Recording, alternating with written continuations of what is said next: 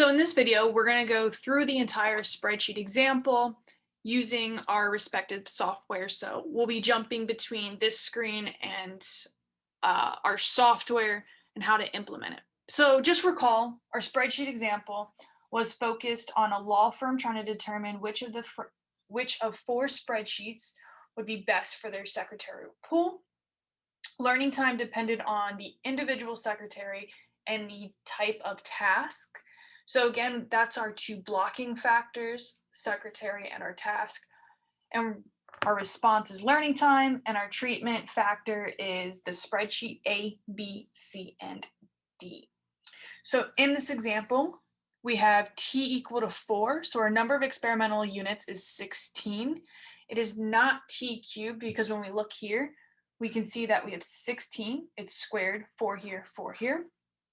And so the first thing that we want to try and look at is maybe our test of treatment effects. So does spreadsheet, this should probably be A, B, C, and D. I'll fix that on y'all's notes.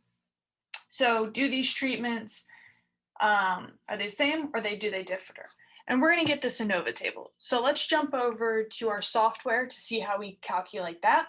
In R, we get our Anova table for the Latin square by first making sure you're in the right directory, loading in our spreadsheet, converting the block and treatment factors into factors, and then all we have to do is, again, this should look very similar. We have our Y, then we have our model effects, run this, summary, and we get our Anova table.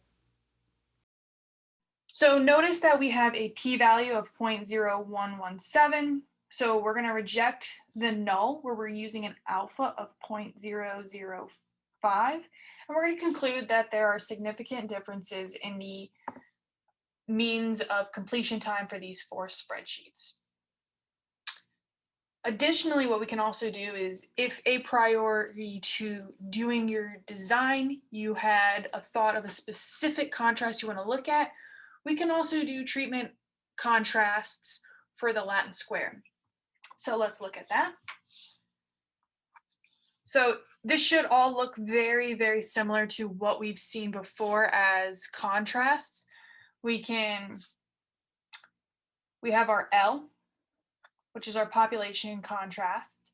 It's going to be under our specific constraint where all of our C's have to sum up to 0. We can get our estimate, we can get our standard error. We can also do an F test on the contrast. This F is only valid if you're doing two-sided. We get our sums of squares contrast. Note that this shouldn't, I put a little 0 or O down here to hopefully not get confused between the sums of squares of your column, okay? Your MSE, and then if your null is, we're going to reject the null if our F observed is greater than our cutoff or if our p-value is less than our alpha, which is typically 0.05. So let's say we had an example. So spreadsheet A and B are from domestic companies and spreadsheet C and D are from foreign companies. It is interesting to look at if the average completion time using spreadsheets from the domestic company is different from these spreadsheets of the foreign company. So our hypothesis here is 1/2. One is A, B, C, D, A, B, C, D. Equivalently, we would want to look at it in terms of our contrasts. And so our L would be 1/2 alpha plus 1/2 A plus 1/2 of alpha B plus 1/2 of treatment C and D. Again, how we end up getting these is we look at our hypotheses here and we brought this term over here. And so that's where the minus signs comes in from. You could have also brought our A and B to this side. It's more of a personal preference in this case. And we're just looking at there's a difference. So our L, We're going to estimate our L hat. We're going to estimate our sums of squared error for L hat. And we're going to get a sums of square contrast of 0.09. We got a p-value of 0.379. And so with the p-value this large, we're going to fail to reject the null. That is, there's insufficient evidence that the mean completion time for spreadsheets produced by domestic companies differs from the mean completion for spreadsheets produced by foreign companies. So just like we did for testing if there was an effect, let's go look at this through how we would do this in software. Should also look familiar to what we've done before. We're going to run our package, and then we're going to use this GLHT with our sheet ANOVA that we got from our ANOVA, putting in our spreadsheet, which is our treatment.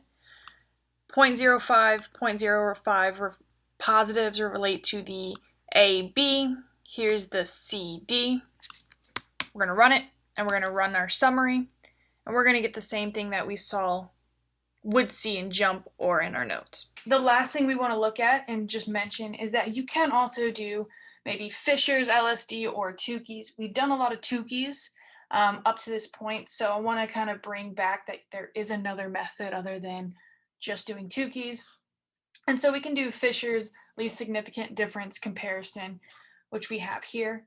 Recall that levels not connected by the same letter are significantly different. So A is significantly different from B, C, and D.